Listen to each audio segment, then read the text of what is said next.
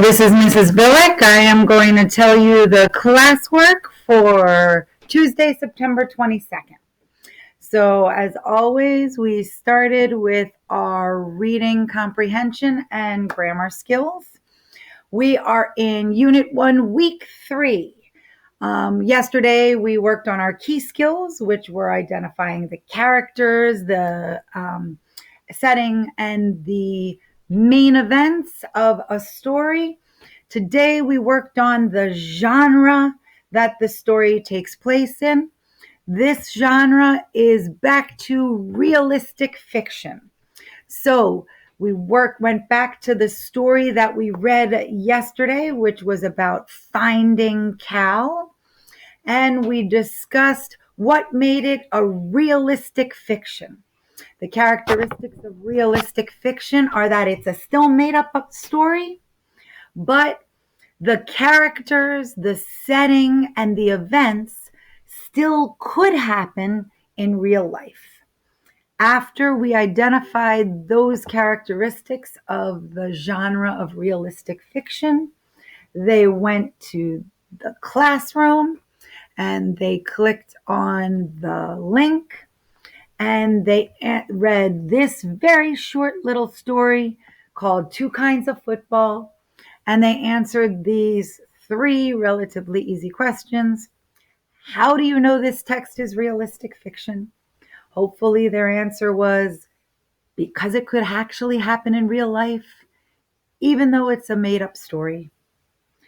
What happens at the beginning of the story? Hopefully, because it's only a 4-sentence story, they wrote what happened in the first sentence. And what happens in the middle, hopefully because it's, again, only a 4-sentence story, they mentioned what happened in the second or possibly third sentence. After that, they moved on to what we always move on to, foundations that we do in class. We have not yet gotten our foundations materials, so once we do, you might be seeing some after school work. Writing, we worked on our graphic organizers. You will be getting the grades for their graphic organizers and their good copies shortly. So again, I showed 2 really great representations of what a graphic organizer should look like. And I returned everybody's graphic organizers with suggestions. Some students still hadn't finished their graphic organizer or even started it. One of the graphic organizers I showed looked like this. And as I explained to people, the first page, they explained what small moment that they were going to focus on that related to, remember, the graphic organizer, this personal narrative is about their object of comfort. It's not about an event in their life. It's not about the time that they sprained their ankle. It's specifically about an object they have that gives them comfort. This person wrote about this was actually my example. I showed 2 student examples. One student wrote about a little stuffed bunny that she received at a birthday. And one student wrote about a necklace that she got from her grandmother on the last day that she was there before she moved away to Florida. So again, they needed to plan out in their graphic organizer the characters that were there, the setting, and that was in the who, where, and when, and what small moment for their object of comfort they were going to focus on. Was it when they got it? Was it a time when they lost it? Was it when their sibling broke it? So that's what goes on the first page. On the second, they need to fill in some sensory details. What did they see? What did they hear, smell, taste, feel in that moment? Then they can add that to their good copy.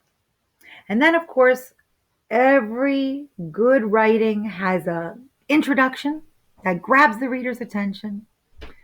And it's broken down in what happened at the very beginning, what happened in the middle, and how did it end. So students hopefully filled out their graphic organizers. Your student was supposed to check. It was returned to all of your students. But if you're not sure, you always have the ability to check in their Google Classroom by logging in as them and seeing what they got back. You also are receiving what we did in social studies individually. So in social studies, this is our last week before we switch over to science.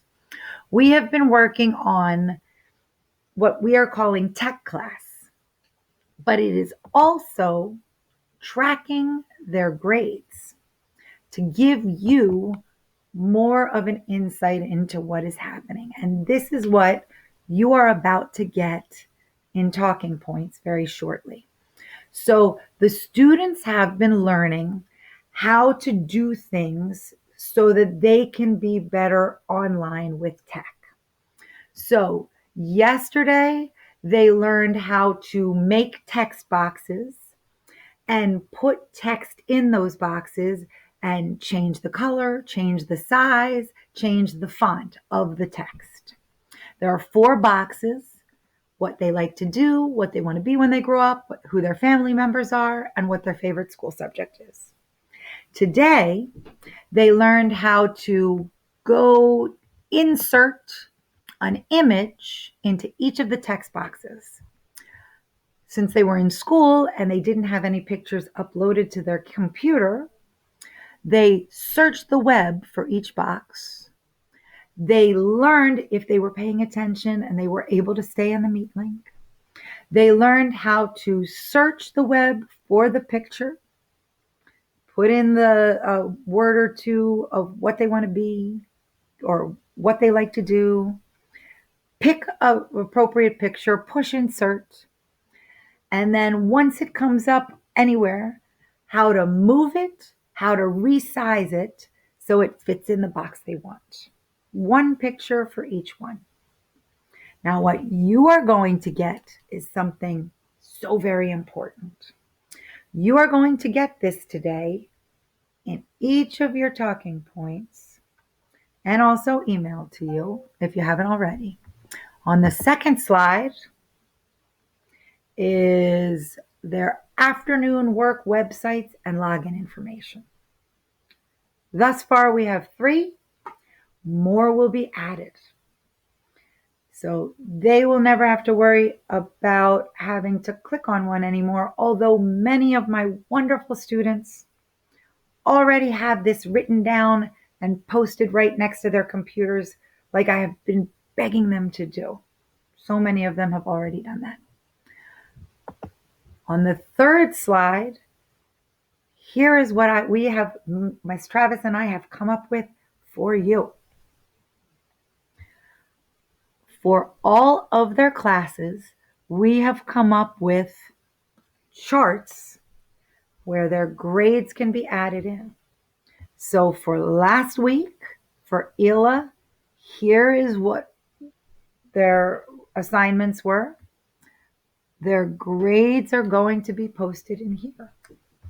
Here's their social studies assignments. Their grades will be posted. Here's the math assignments. Here's the ReadWorks assignments. And the article a day series is at the end. This week, it's posted here. and we'll send that at the end of the week. So you are going to receive this right now after I send this video.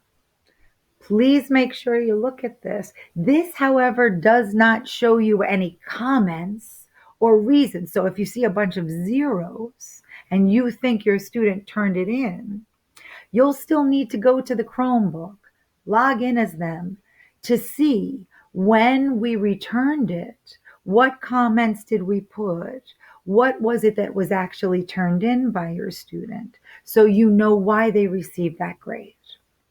But this at least shows you what was recorded for them. So that look for very shortly. Next, for math, we are 2 lessons away from their big Chapter 1 test. Yesterday, we learned that that addition and subtraction are very closely related. They're actually just mirror opposites of each other. So today we learned that if we have an addition problem and we're missing the addend in the problem, we can easily find it because we can do the subtraction problem to find the missing addend.